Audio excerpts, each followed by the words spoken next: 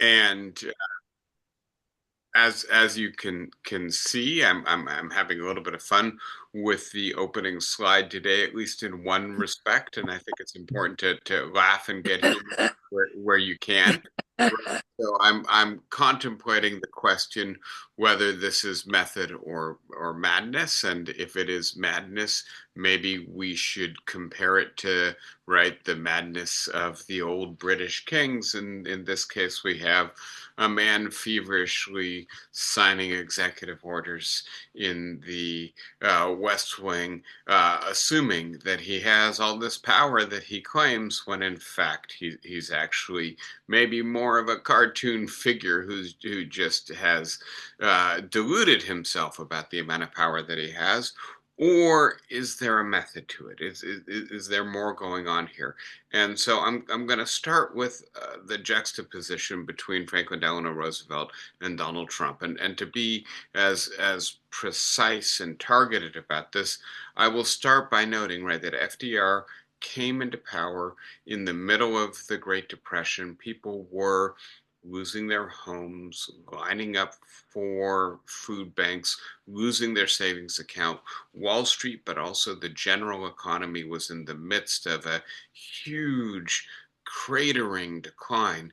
And Franklin Delano Roosevelt started legislating, right? But he started legislating in ways that the existing law basically indicated the federal government did not have the power to do. And his claim, and the claim of the New Deal Democrats in Congress, was, look, we are in a genuine emergency, and therefore we need to have the power to handle this emergency. And we know, right, that the effort to create the alphabet soup of agencies like the Tennessee Valley Authority that eventually electrified much of the South, but did so in part in order to create jobs for the unemployed.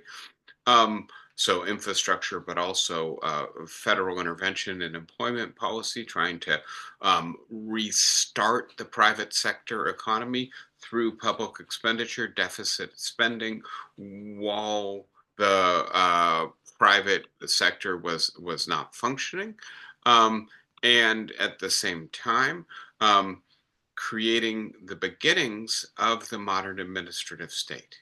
And here I need to say a little bit more about this for a moment, right? Which is that part of the problem that Franklin Delano Roosevelt ran up against is not just that there was a conservative majority in the Supreme Court akin to what we have maybe today, but also that we have an 18th century Constitution, and the result of that Constitution is that much of what FDR and the New Deal Democrats were trying to do in terms of creating a modern administrative state, for instance, creating a Social Security Administration in order to administer the Social Security program, or creating a National Labor Review Board in order to try to level the playing field between corporations and their employees, was not clearly fitting the structure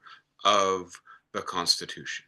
And what FDR enlisted Congress in doing was to create these new administrative agencies, executive agencies, that would be authorized by Congress, funded by Congress, but located in the executive branch. And so their heads would be appointed by the president, and the president would have some authority to direct what they did within the limits that Congress prescribed in the authorizing and ongoing legislation.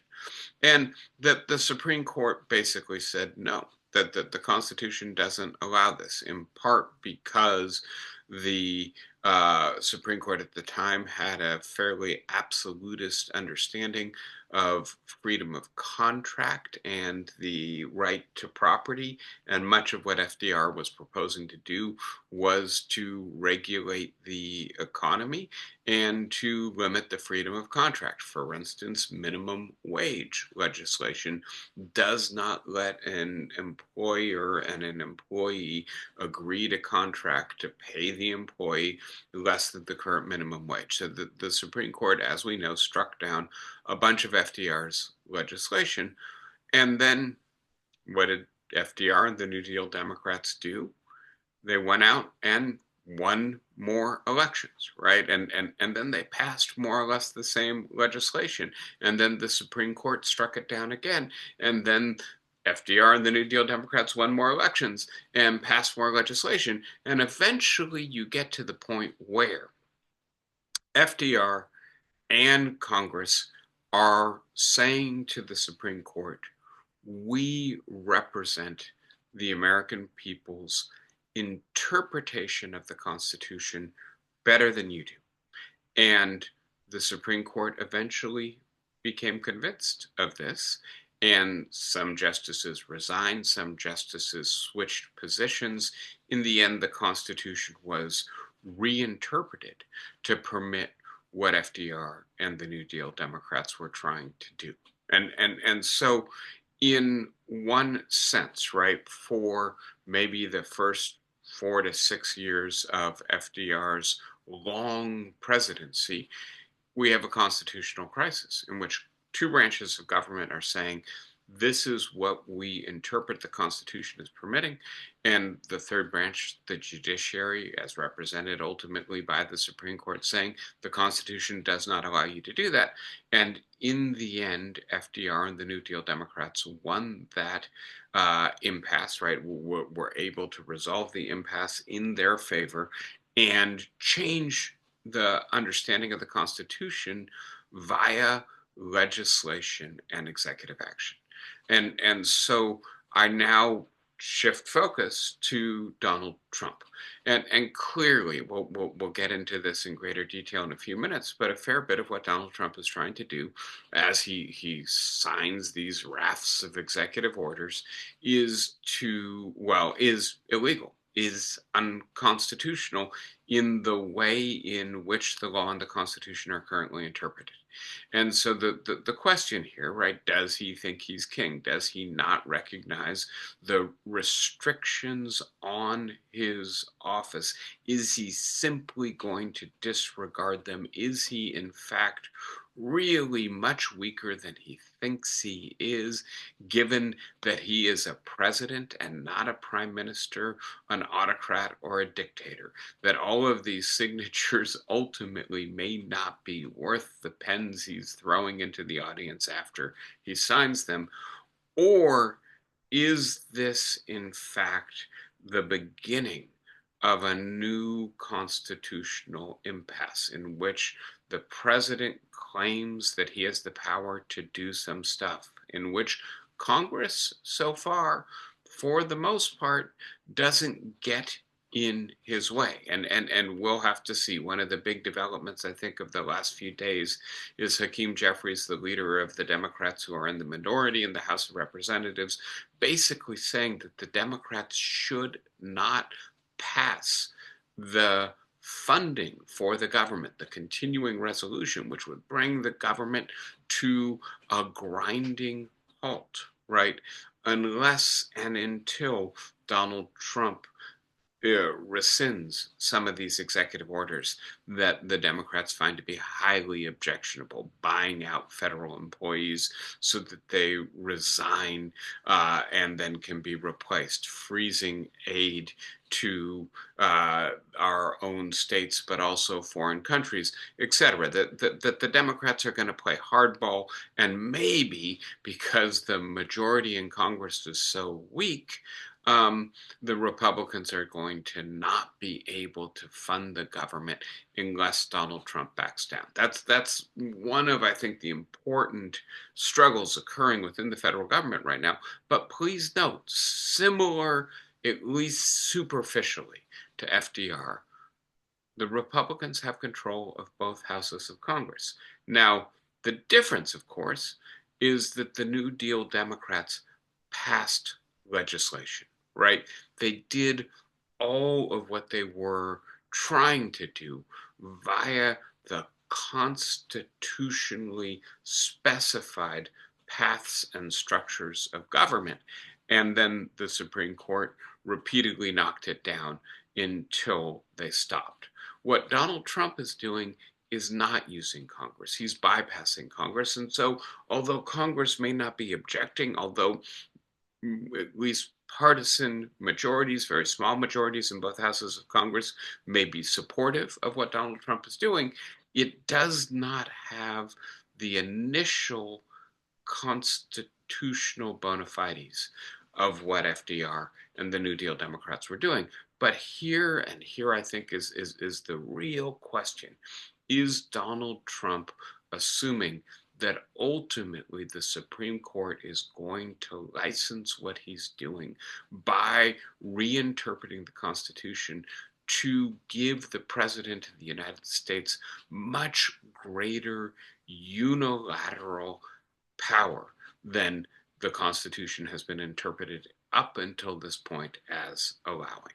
And the right issue there will be in part whether or not the Supreme Court wants to have a more expansive interpretation of presidentialism than the Supreme Court of the Constitution up until this point has supported, and in part also going back to FDR, right? And this creative effort to graft an administrative state, a 20th century civil service and bureaucracy onto an 18th century constitution by getting Congress to authorize executive agencies that the president then manages within the limits of the congressional law, the authority, the directives.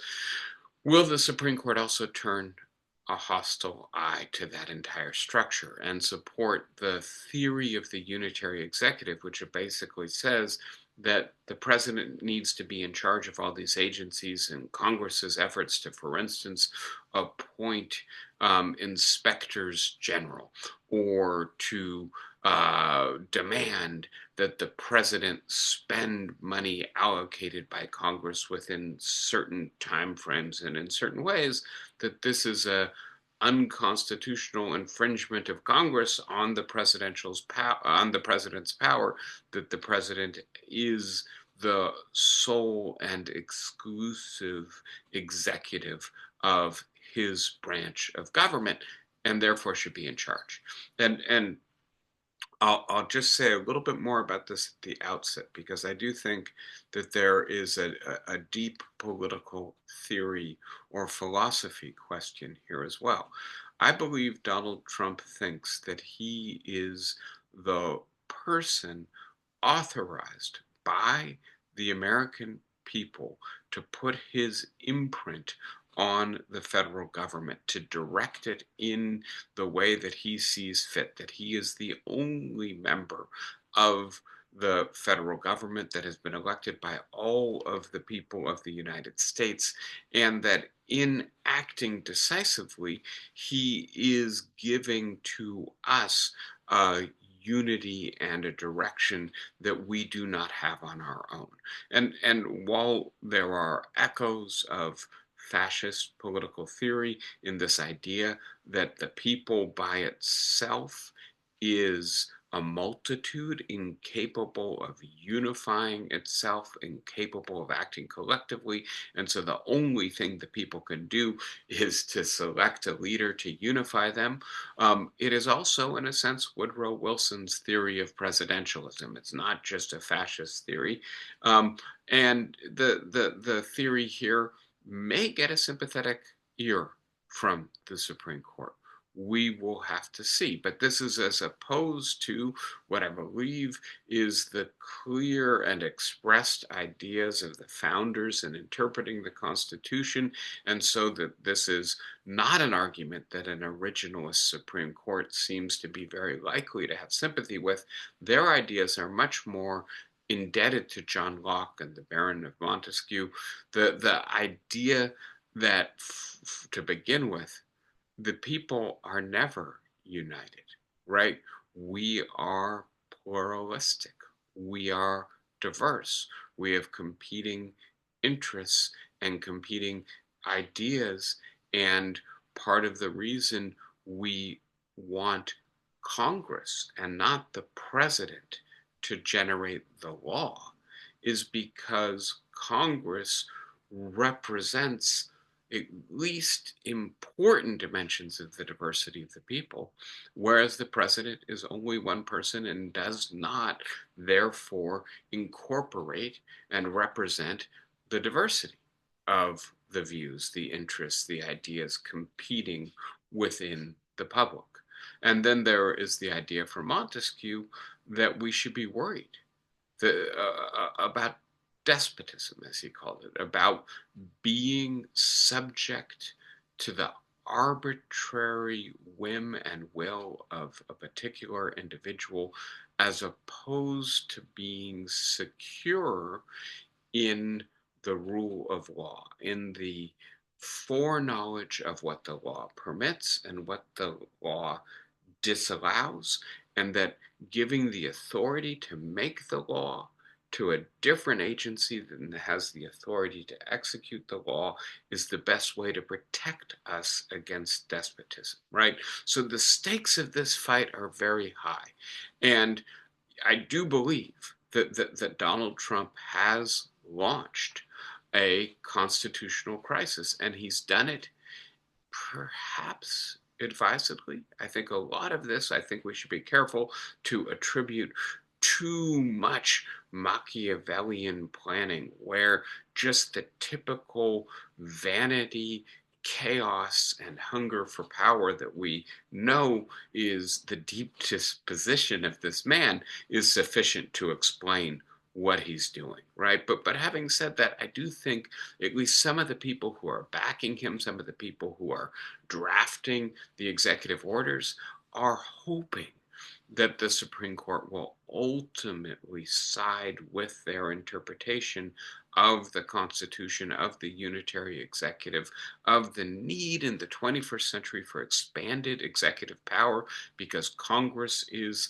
an 18th century gentleman's club with a pseudo aristocratic house and a more popular house that have to negotiate with each other. It is deliberately slow and inefficient. It is built on a principle of resistance. We should slow down legislation in order to force compromise and deliberation. And that may have worked well in the much simpler circumstances of the 18th and 19th century, but in the 21st century, things move too fast. The world is too complex and too dangerous, and we need a decisive executive, better empowered to manage and navigate and protect us in this more hostile and complicated and fast moving world. Again, I don't mean to endorse this view that I'm articulating, but I do think at least some of the supporters of Donald Trump are hoping, first of all, that he has the uninhibited will to power to really impose unilateral authority over the executive branch. So he is assaulting his own workforce. He hopes that many of them will resign. And by the way, he's empowered an unappointed, unvetted man, Elon Musk, the richest man in the world, a man probably with much greater technological know-how than Trump has to try to discipline and unsettle and frankly terrify the federal workforce so they either resign or come to heel. And by the way, a fair bit of what Elon Musk is doing is clearly illegal. And again, this speaks to the second point, right? That Donald Trump is trying to challenge the Constitution and the other branches, the ability of the federal government to restrain what he's doing. And he does so in part because he wants to be a more powerful president, and that's the way he thinks, right? That this is a zero-sum game. If the other branches have power, that limits his power. And in part because I think in the background, he recognizes he needs to project force and power in order to be powerful, because frankly, his position is intrinsically weak. He is a president, not a prime minister, not a king, not an autocrat. And that office is a constrained office, an office that does not have the power that he wants to exercise attached to it constitutionally or by tradition and norm. And second of all, he knows that he won a very narrow majority victory, that he doesn't have a positive approval rating, that the policies he's trying to enact do not have broad-based popular support, and that he has the narrowest margin in the House of Representatives since there have been 50 states, that he does not have the votes in the Senate to overcome a filibuster, and therefore, if he has to legislate, this is going to be very difficult, time-consuming, compromised position, and he just doesn't seem to have the patience or the power to admit that legislation will have to involve compromise, bipartisanship, a much different agenda than the agenda sitting on his desk that he hopes his pen stroke will actually bring to power. And in this sense, then, FDR and Donald Trump are not at all analogous or parallel. Yes, FDR was trying to change the interpretation of the Constitution, but he was trying to do it with legislation, with strong majority support that was stable, right? Last time Donald Trump was in the White House, well, he got kicked out, right? He didn't get reelected. FDR got reelected, right? And the Democrats maintained their majority in Congress this whole time. Again, the idea that we remake our Constitution through reinterpreting our Constitution because the people are sovereign over the Constitution by asking our president, our Congress, our Supreme Court as our constitutional principles to interpret the Constitution in ways that accord with our values and needs in the historical moment that we're in. I think that that is an important idea to recognize, and we'll get further into it, and that FDR had the support of a stable and large majority of the people to reinterpret the Constitution. I do not believe Donald Trump is in a parallel situation, but he's trying to act as if he is. A few weeks, a few months from now, we may recognize that this was madness, or we may be still deeper into a constitutional crisis. I think this is yet to be resolved, and I'm not going to predict how this is going to end, but we are certainly in risky territory. So I'll be very quick about this, right? What has Donald Trump tried to do most recently? Well, he's announced that he's going to take over Gaza, that the US government is going to take over Gaza, and then immediately everybody in his administration has to walk this back because, frankly, no other government, the Palestinians, even the American military, does not see this as a workable plan. He wants to suspend the USAID staff, right? And so this is our International Development Assistance Office that gives billions of dollars to assist the most vulnerable, the most desperate people in the world. And if this is done, it seems quite clear that people will starve. People will be denied medicine that they cannot survive with, that the entire peace process in Gaza may be scuttled because the aid that the agreement requires to get through will no longer get through because the US will not have the staff to administer that aid. And so again, it appears to me when we look at this that there is an effort to thump the chest and say there's a lot that's happening and that the president of the United States is powerful and in charge and getting things done, willing to make bold moves. And then we look at the details and it appears that this is poorly thought out, likely illegal, right? The judge has at least temporarily halted the um, furloughing of the USAID staff. And here again, I think that the message, the implicit message is clear, which is, look, Congress created this agency. Only an act of Congress can disband this agency. This is not designed to save the federal government money, right? The allegations of corruption, which are being manufactured by the right-wing media, have no credibility, no evidence to support them. USAID actually published some of that information, and then its website got shut down. Right, but having said that, the purpose of this is ultimately to say to all executive branch authority, I'm sorry, employees, um, you better do what we tell you to do, or else we will fire you, or else we will close down your agency. And by the way, the law is not a limit on us. We're going to do it, and then you can try to stop us later in court, right? And by the way, that's not a way to produce a stable, competent, effective workforce with workplace morale, right? And the employees of the federal government, I think it is worthwhile saying, the ones who are most competent are also the ones who are most in demand in the private sector, right? And who can say to themselves, look, I don't need this.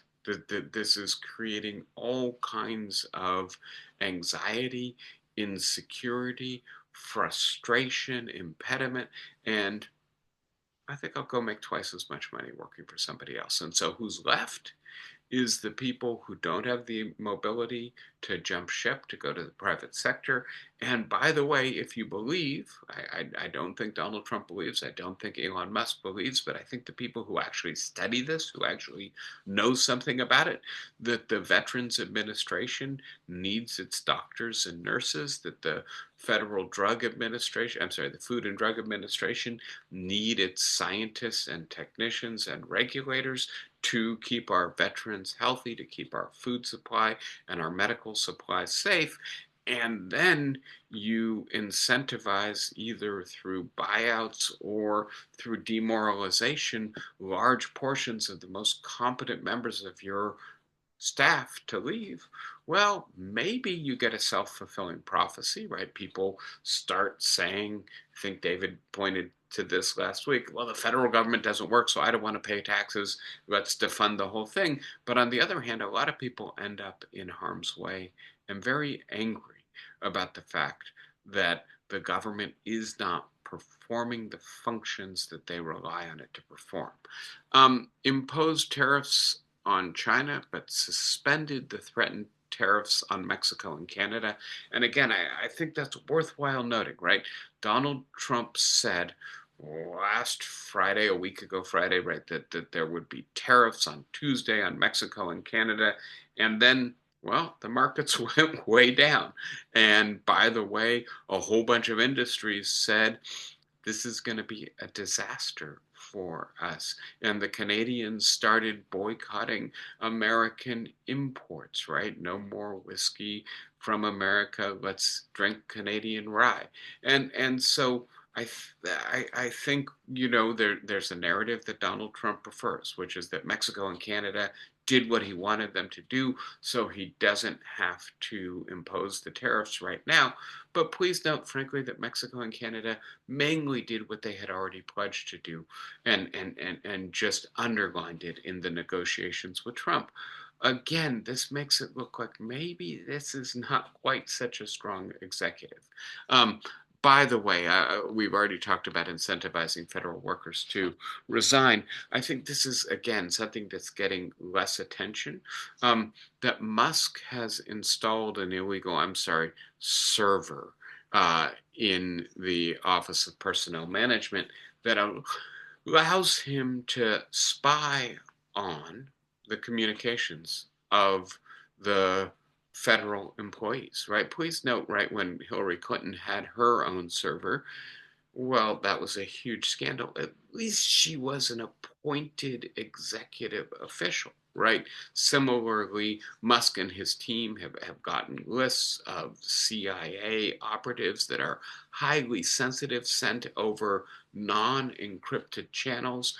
They appear to be installing spyware and keystroke monitoring. There's been some reporting in this in places like Wired.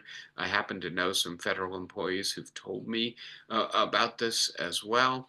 And then illegally breaching the Office of Personnel Management and Treasury data systems. Elon Musk, it's now again in the hand of a judge who's trying to claw back the data, but has everybody's social security number. And so why does an unappointed non-federal employee have the authority to breach all this data? Right. And I think we have to be as clear as possible. This is almost certainly illegal. This is in the realm of data theft. And the reason he does is because Donald Trump has told him to do it, and it appears that Elon Musk, with all his wealth and with Donald Trump's say so, is just forging ahead to try to create this uh, right condition of chaos and fear. He believes, as was the case with his takeover of Twitter, that probably a lot of the federal officials are not really doing anything meaningful.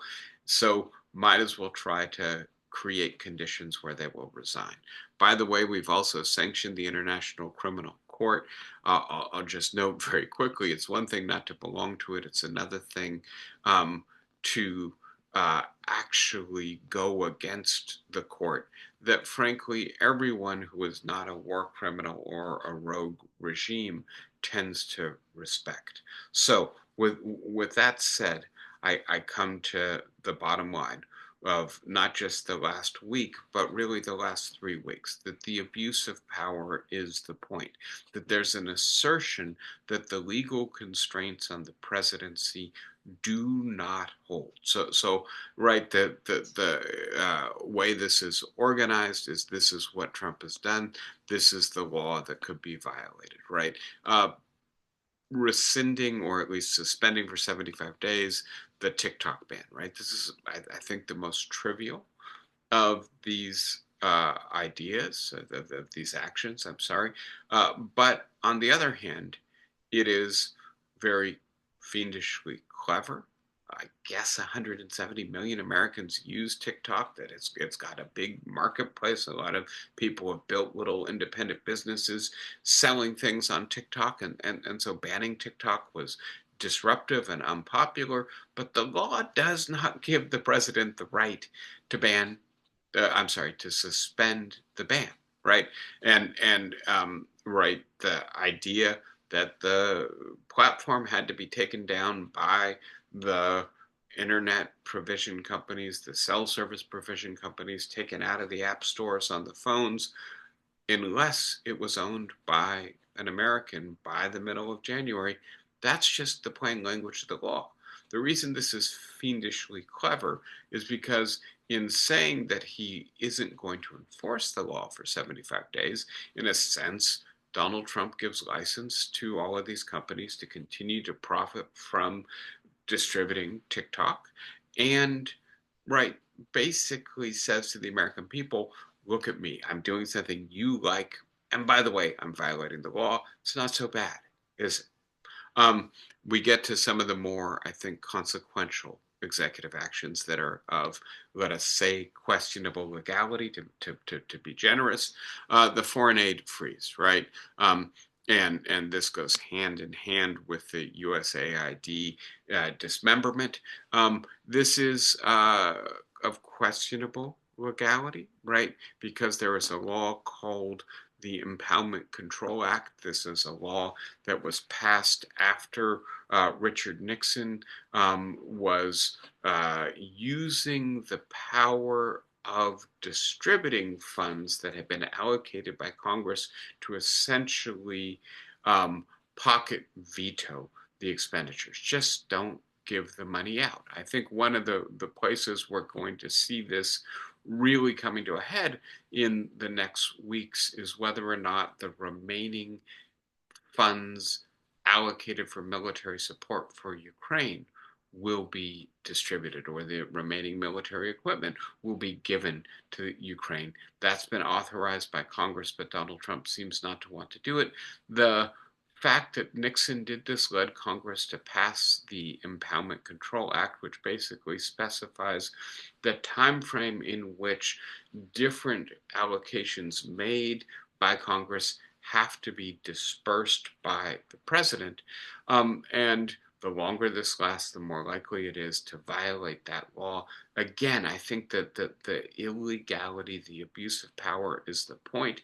In this case, because Donald Trump wants the Supreme Court to hear the case. Was Congress acting within its authority to control the president? And here I would point out, right, since the New Deal, the Congress and the executive have mainly seen eye to eye about the creation of these new executive agencies and haven't fought too much about the innovative constitutional approach of letting Congress fund and legislatively direct them and the president administer them. Similarly, with the Impoundment Control Act, since Richard Nixon, the presidents of the United States have basically said this is legitimate, this is all right. We won't try to thwart Congress by not spending money they've allocated. Donald Trump is clearly saying in his second term he is not going to respect the entente between Congress and the presidency. He wants an impasse. He wants to prompt a constitutional crisis and hope that the court sides with him.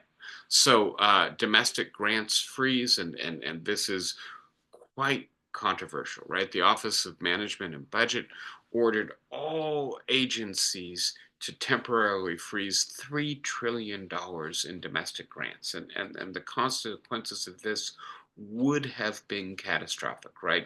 People on dialysis, Medicaid reimbursements, essential aid to support people's housing and food, or food banks that support people who are vulnerable in terms of hunger. All of this would have been frozen immediately without advance notice and without any real clear indication how it would be restored. And the question of whether or not the administration had really thought this through, again, whether this is a plan or whether this is just chaos, seems to be pretty clear, because the administration tried to walk it back.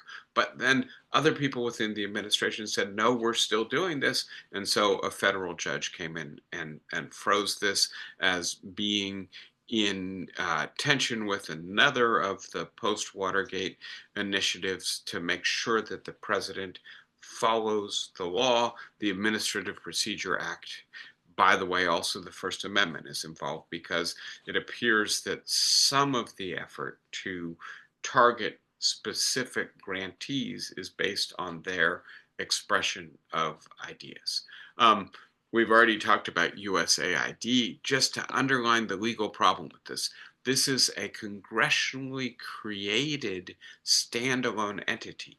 It cannot be dismembered via unilateral executive fiat. It cannot be folded into the State Department, as Rubio and Trump have proposed, without legislating, right? And so again, a clear abuse of power, a clear violation of the law. We now get to the firing of the inspectors general, right?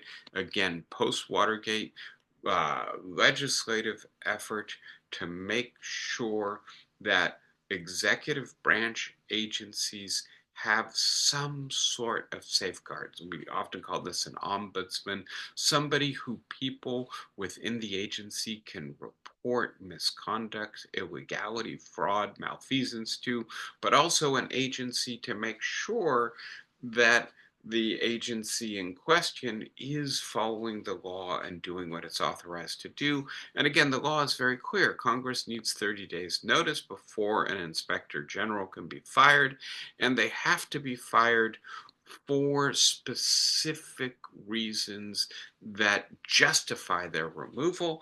And Trump neither gave 30 days notice nor gave any rationale. I think it's Tommy Tuberville who said, yeah, this is on its face clearly unconstitutional, but I wouldn't bellyache over that, right? And so, again, right, Congress seems to be, at least the MAGA Republicans, uh, giving Donald Trump a pass on unconstitutional and illegal action.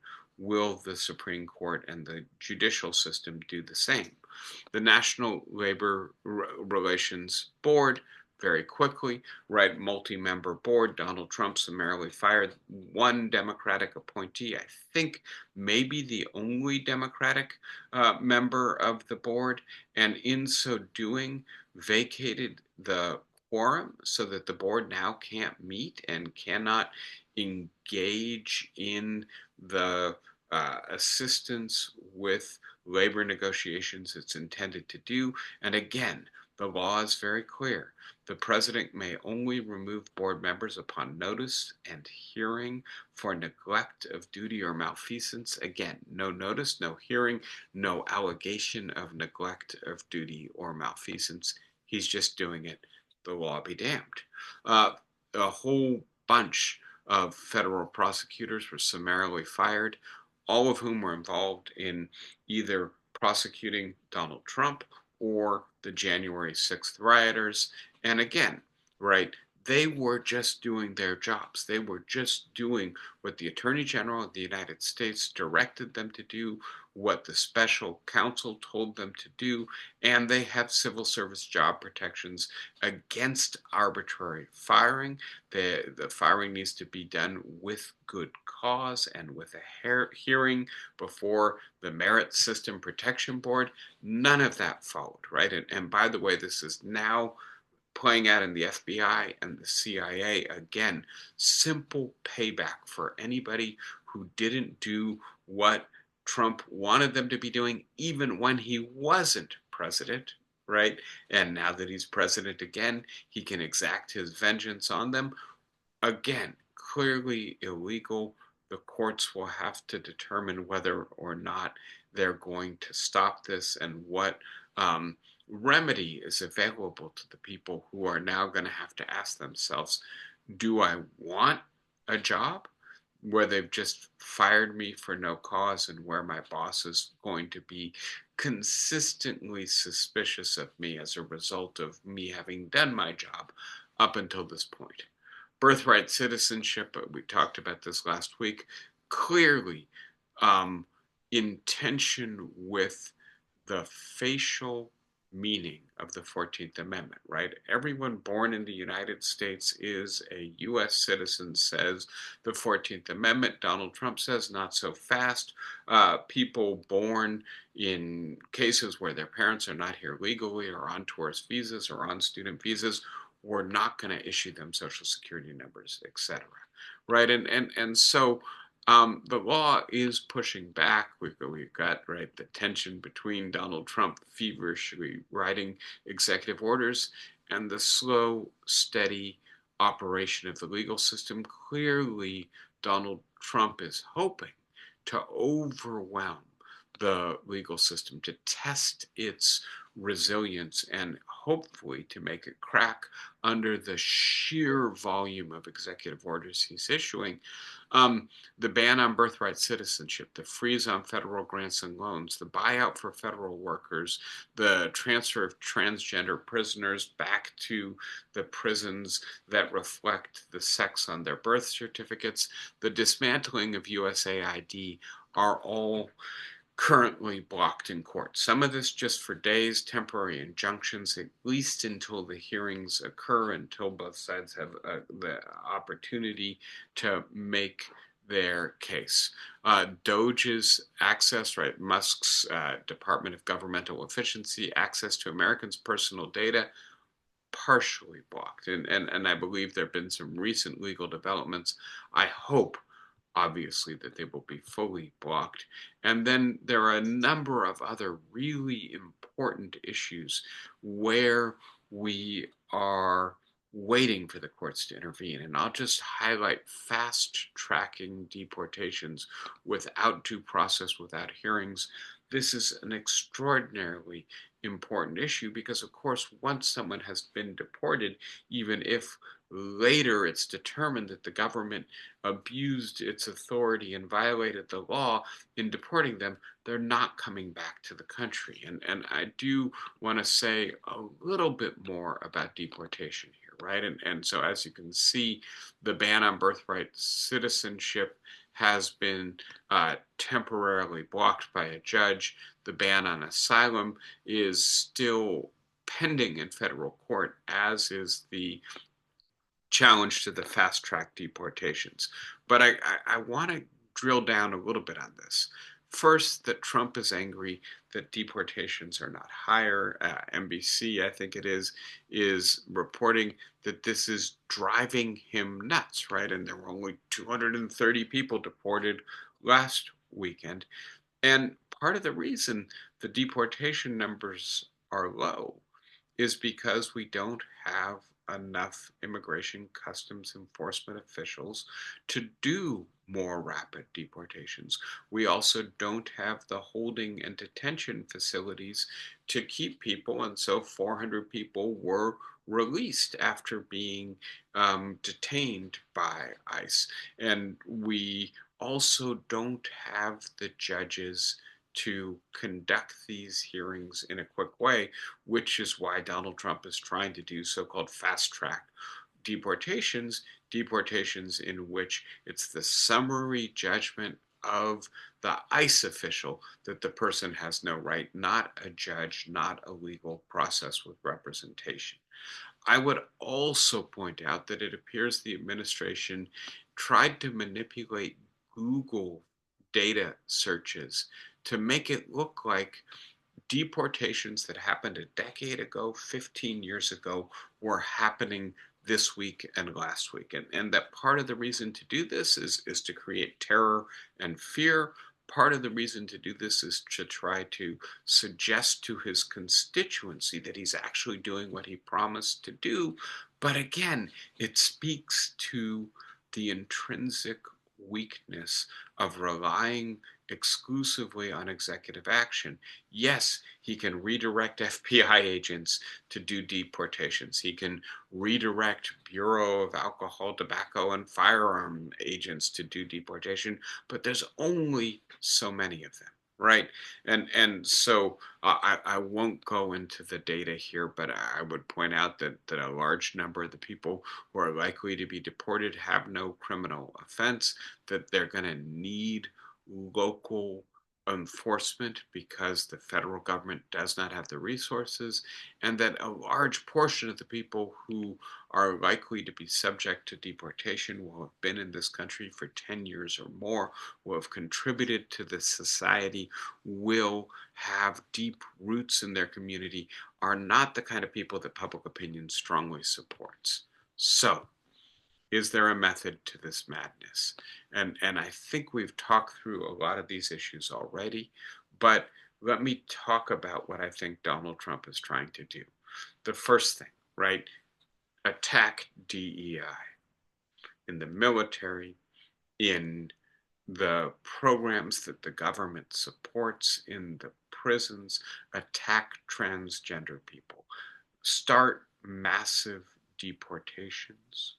And I think the effort here is to, as I said last week, renegotiate the bounds. Who is fully an equal citizen of this society?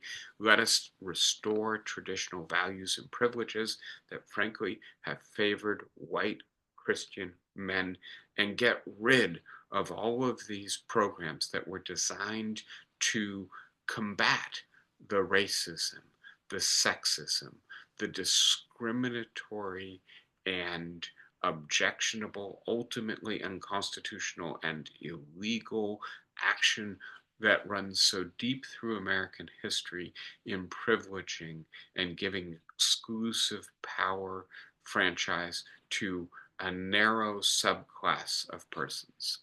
Second thing, dismantling the regulatory state and agencies to return to a pre-New Deal system of federal power.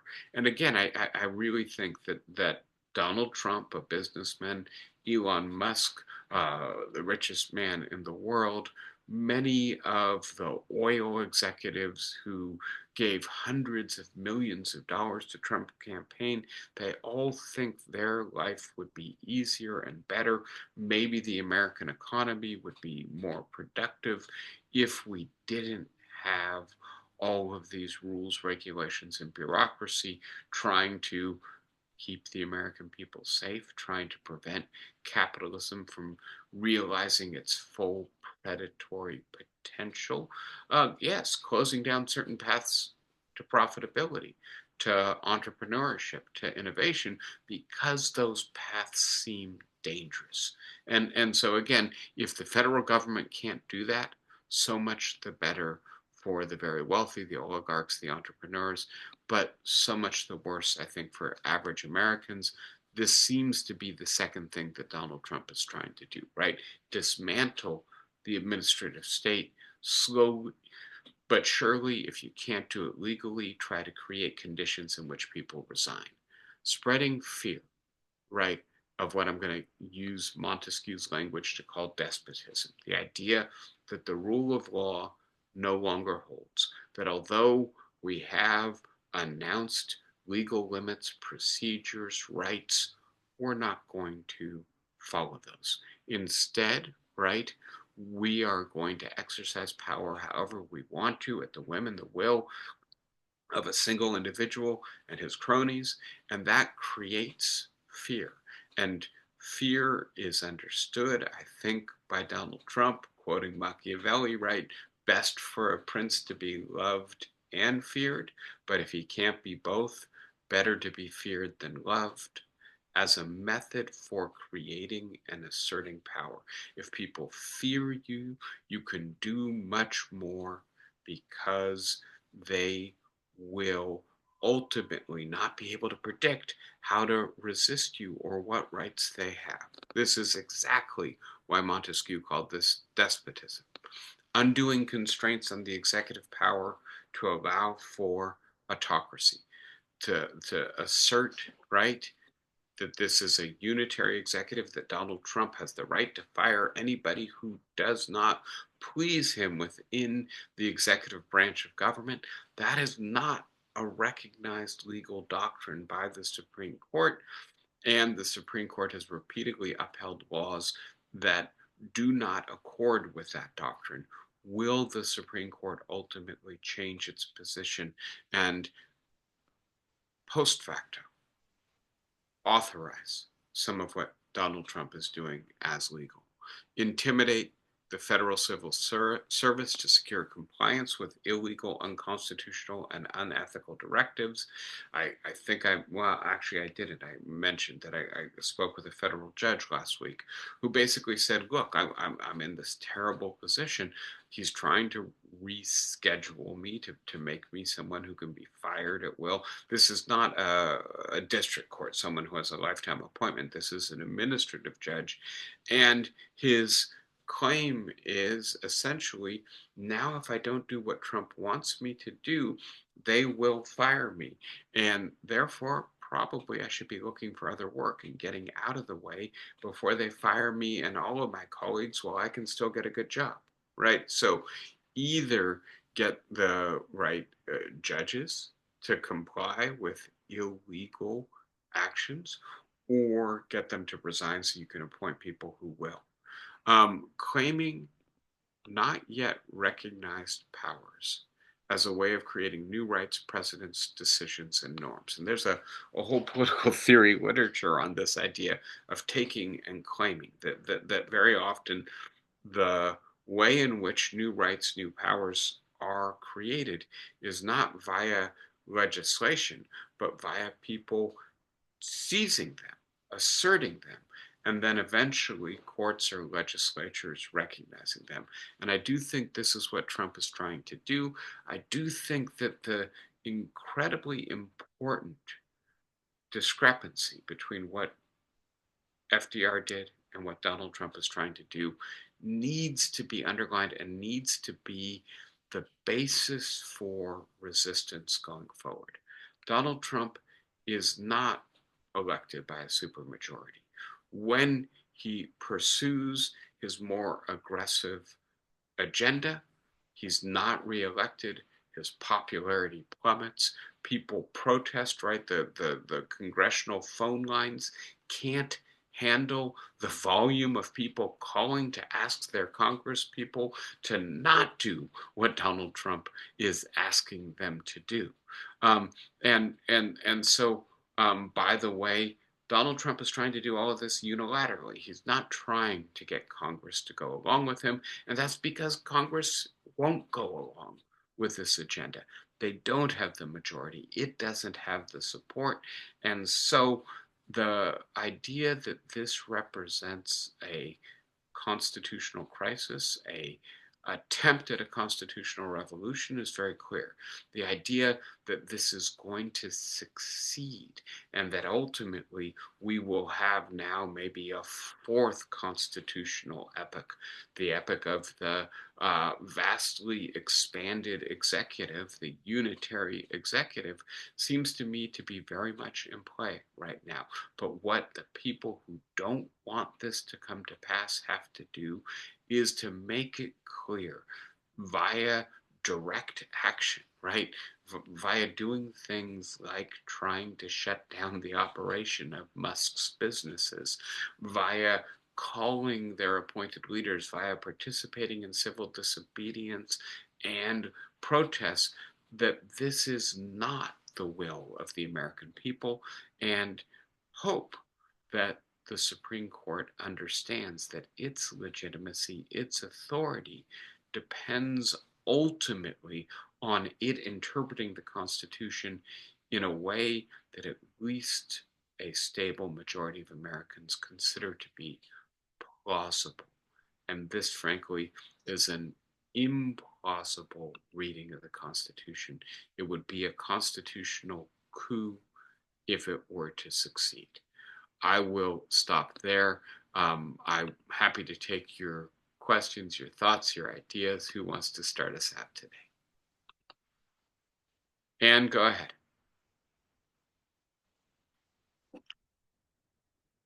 I do have you muted. So do you see you have to unmute, Anne? Yeah, okay. Got it. Good. You consistently use Trump. He's doing this and he's doing that and he thinks this, and I think he has grandiose ideas, and many of them I thoroughly disgust me. But I think that he also is enthralled by the multimillionaires. He thinks they're wonderful, and therefore he's abiding by all their suggestions. And then there's also the power of the group that put Project 2025 together. He also is enthralled with this. So yes, he loves power. He thinks he's wonderful, but I don't think he's capable of thinking up all these dreadful things that are happening. I think they're being fed to him, and he's just sucking it up. And I'll say, generally speaking, I think that this is true. By the way, this is true of most presidents, right? Which is to say, and this is part of the problem, frankly, with this very expansive interpretation of presidential power, which is if you really believe that one individual unifies the people, gives us our direction and our will, and that we simply need to follow that person, then you have to believe that that person is almost superhuman or godlike in their capacity to understand and decide for us, or else that the issues that we face are very simple, and so that the judgment of a single individual can address them all. The reason that we have the administrative state, the reason that we have almost 3 million federal employees who are hired based on competence and merit, promoted based on their continuing acquisition of knowledge and skills, is because we need that many people to come up to speed with how much methane should a fracking operation be allowed to leak into the atmosphere? How much should we demand that they cap that methane? Does Donald Trump have any good ideas about the science of that? What level of impurity should we tolerate in our food supply? It's impossible to eliminate it entirely, but what is the best way to protect the health while also allowing for an affordable food supply, right? That there are just lots of technical, minute questions. Now, having said all of that, is Donald Trump really maybe the puppet of Elon Musk, of the oil executives, of the lobbyists and lawyers behind the Heritage Foundation's Project 2025? Um, I'm, I have no clear way of trying to discern how many of these ideas Trump initiated, how many of them he didn't initiate, but nevertheless express his general inclination and turn it into actionable policy, and how many of them he has no real strong view on, but is enacting because they satisfy elements of the coalition that supports him, that funds him, that enriches him, that give him his power. Again, I think for any president, you can begin to pick apart the elements of their agenda and look at it in each of those ways. I think that the deeper question here is, Elon Musk is, as I've said, doing stuff that I think is best described as criminal or illegal, and that really he has absolutely no authority to do, other than the fact that Donald Trump has said, you know, go ahead, run wild, do your best. Um, and so how much is Elon Musk really in charge of and initiating important aspects of this agenda? And I think quite clearly, with the Department of Governmental Efficiency, with the Office of Personnel Management, with some of the monitoring of federal communications in order to at least create a climate of fear, but perhaps ultimately to be able to weed out the disloyal, right? Again, the federal employees I'm speaking with say that they're now using encrypted communication with each other in order to not be spied upon by Musk, who has installed these servers and spyware to see what they're doing, right? So yes, Musk right now appears to have something akin to carte blanche, but frankly, the courts, I hope, will claw that back, and I don't know how long will the alliance between Trump and Musk last.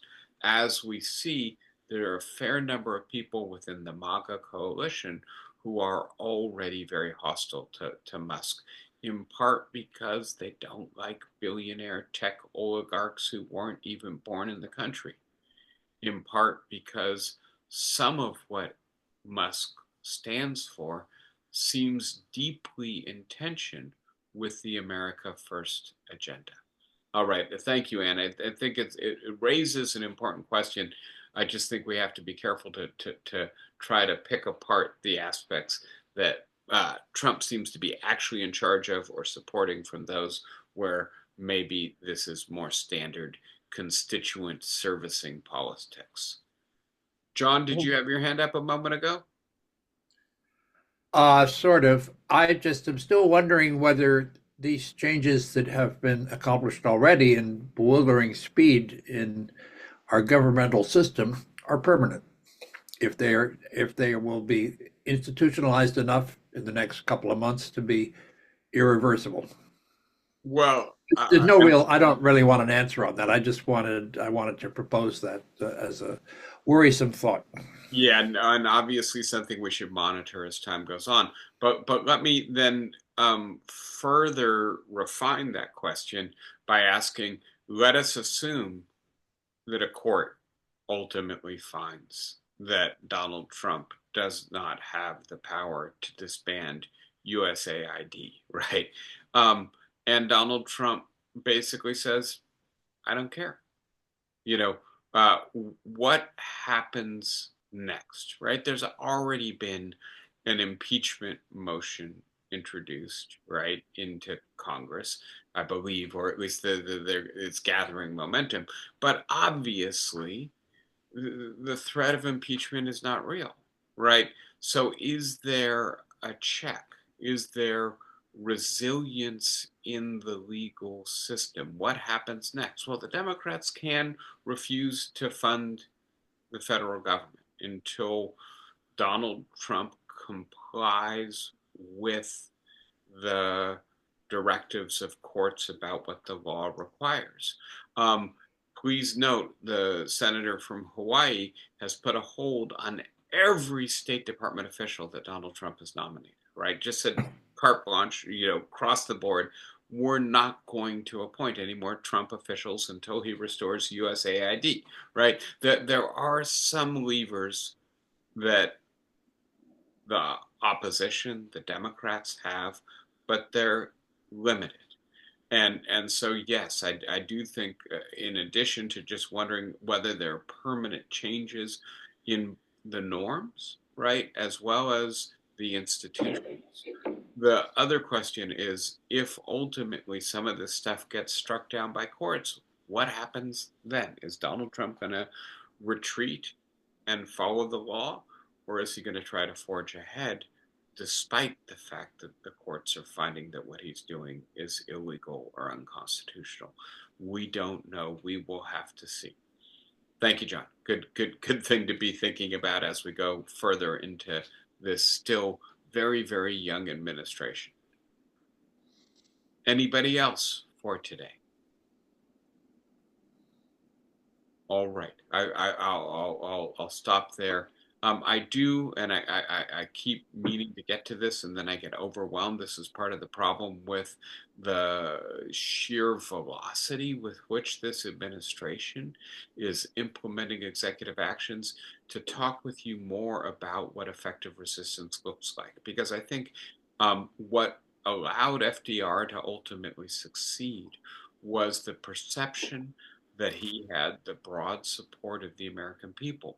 What will ultimately thwart Donald Trump is not the judges per se, but the broad based perception that what he is doing does not have the support of the majority of the American people. He's trying to create a mirage, right? That's why they're manipulating the Google feeds. That's why they're asserting powers they obviously don't have. That um, he is in charge, that he is the locus of all action in Washington right now.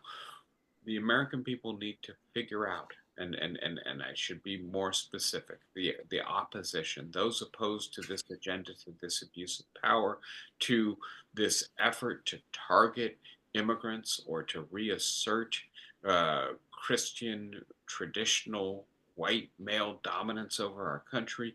Um, we need to figure out how we can communicate with those who may be Republicans, who may be undecided, that this is too important, that this is how despotism starts, that this is how autocracy operates, this is how democracies die.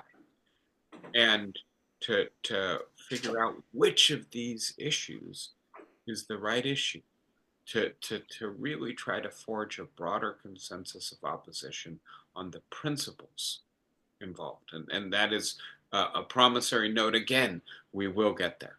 Thank you, everyone. Be well.